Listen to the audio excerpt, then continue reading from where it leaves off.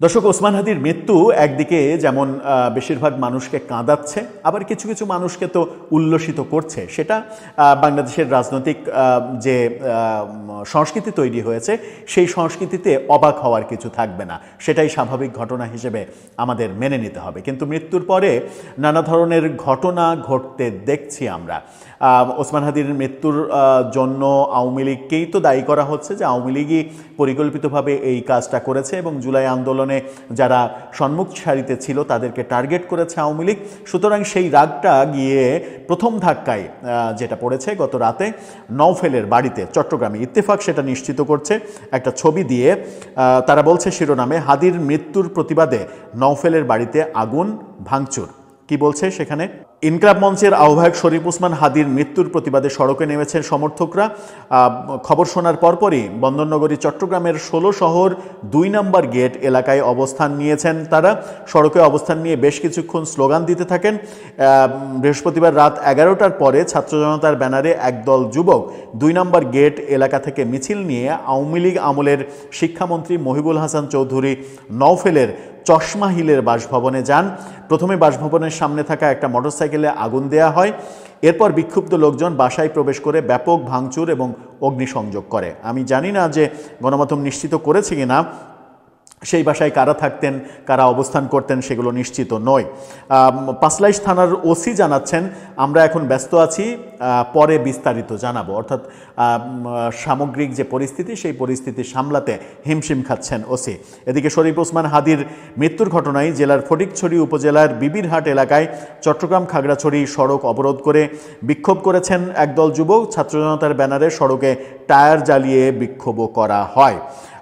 এই যে নওফেলের বাড়িতে যে ঘটনাটা ঘটলো, আওয়ামী লীগকে যেহেতু এর জন্য দায়ী করা হচ্ছে এবং বলা হচ্ছে যে আওয়ামী লীগই এই কাজটা করেছে, এবং এই ঘটনা ঘটানোর পরে ২ আসামি যারা, তারা ভারতে পালিয়ে গেছেন বলে বলা হচ্ছে।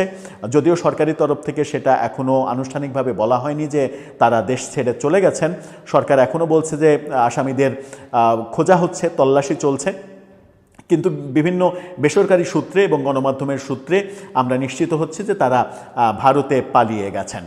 সেরকম একটা মুহূর্তে আওয়ামী লীগের কাঁধেই তো এই দোষ যাচ্ছে, এবং শরীফ ওসমান হাদির মৃত্যুর পরে এই নওফেলের বাড়িতে আক্রমণের ঘটনাটা প্রথম ঘটলো। এরপরে হয়তো আরও ঘটনা ঘটতে পারে, কারণ এই মুহূর্তে যে আবেগ কাজ করছে হাদির সমর্থক শুভাকাঙ্ক্ষীদের, এরকম ঘটনা ঘটাই স্বাভাবিক। নওফেলের বাড়িতে এই ঘটনা ঘটা স্বাভাবিক, সেটা মোটামুটি স্বাভাবিকভাবেই মেনে নেওয়ার মতো। কিন্তু গত রাতে প্রথম আলো এবং ডেইলি স্টারে যে ভাঙচুর এবং অগ্নিকাণ্ডের ঘটনা ঘটানো হয়েছে, সেটার সঙ্গে অনেকের অনেক রকমের দুরভিসন্ধি আছে বলে আলোচনা হচ্ছে বিভিন্ন দিকে। যে ব্যাপারে আমার মনে হয় যে সরকারের সচেতন হওয়া উচিত, যে এরকম বেসরকারি প্রতিষ্ঠানে যদি আক্রমণের ঘটনা ঘটে, আগুনের ঘটনা ঘটে, তাও আবার যদি সেটা গণমাধ্যম হয়, সেই ব্যাপারে সরকার যদি সুরক্ষা নিশ্চিত করতে না পারে, প্রধান উপদেষ্টা খুবই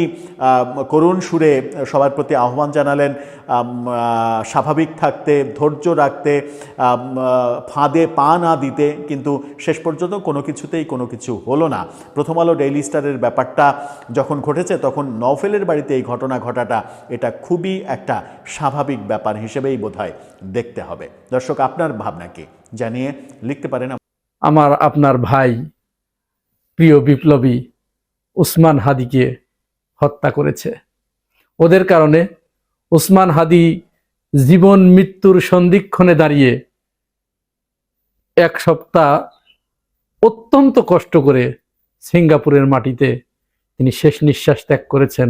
আল্লাহ রাব্বুল আলামিন তাকে শহীদ হিসেবে কবুল করুক। সকলেই বলি আল্লাহুম্মা আমিন। এখানে প্রশ্ন আসতে পারে যে এই যে এত মানুষ, সারা বাংলাদেশের মানুষ আল্লাহর কাছে দুহাত তুলে প্রার্থনা করলো, আল্লাহ কেন কবুল করলো না? আল্লাহ কি তার বান্দার প্রার্থনা কবুল করে না?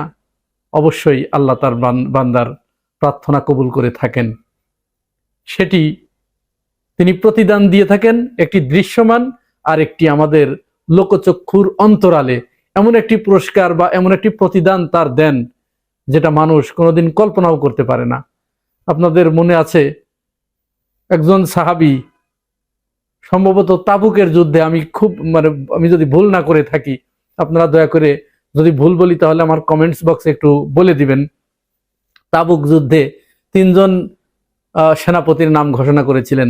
এর ভিতরে একজন সেনাপতি ছিলেন, তিনি সবেমাত্র সদ্য বিবাহিত, বিবাহ করে এনেছেন। যখন তার স্ত্রীর কাছে তিনি বিদায় চাইতে গিয়েছেন, তার স্ত্রী তখন আল্লাহ রব্বুল আলমিনের কাছে প্রার্থনা করে বলেছিলেন যে, রব্বুল আলমিন, তুমি আমার স্বামীকে গাজী বানিয়ে আমার কাছে ফেরত দিও, তারপরে আমরা আমাদের ফুল সজ্জার রাত পালন করব।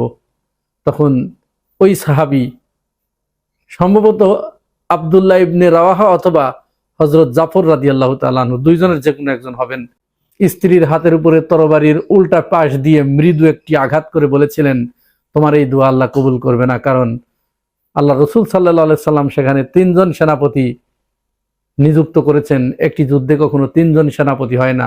আমার আগে একজন আছেন, আমার পরে একজন আছেন, আমি মাঝখানে। নিশ্চয় আমাকে আল্লাহ রাব্বুল আলামিন শহীদ হিসেবে কবুল করেছেন, এবং সেই সংবাদ আল্লাহ রাব্বুল আলামিন তার প্রিয় হাবিবকে জানিয়ে দিয়েছেন। সুতরাং তুমি এই প্রার্থনা করো না, তোমার এই প্রার্থনা কবুল হবে না।